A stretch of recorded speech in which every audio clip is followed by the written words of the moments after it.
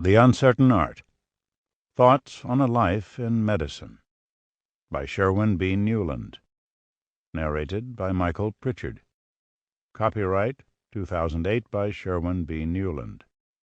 This unabridged audiobook is published by arrangement with Random House, an imprint of the Random House Publishing Group, a division of Random House Incorporated, and was produced in the year 2008 by Tantor Media Incorporated, which holds the copyright thereto.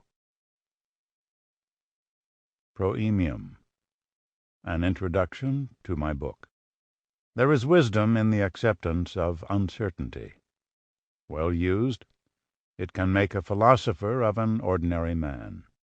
To the intuitive mind of the 22-year-old John Keats, that precious insight appeared in a flash of understanding one day in 1817, while he was deep in conversation on a long walk with two friends. Several things dovetailed in my mind, and at once it struck me what quality went to form a man of achievement.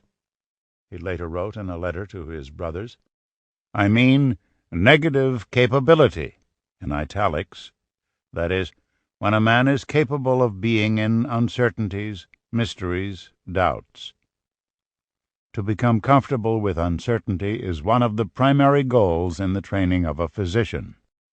Keats wrote those words, italics and all, during the period when he was composing Endymion. Less than a year earlier, he had stopped attending the series of lectures that were to prepare him for the examinations of the Royal College of Surgeons.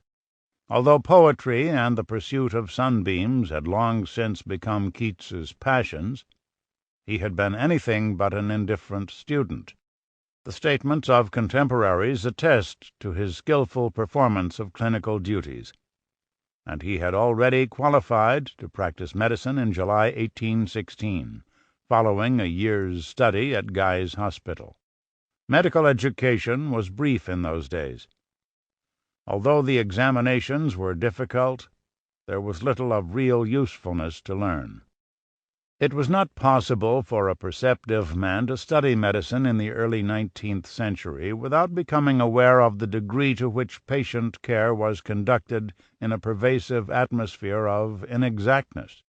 Like all young doctors of the time, Keats very likely admired his teachers at Guy's all the more for their ability not only to be decisive in the face of uncertainty, but actually to thrive in the absence of clear clinical signposts.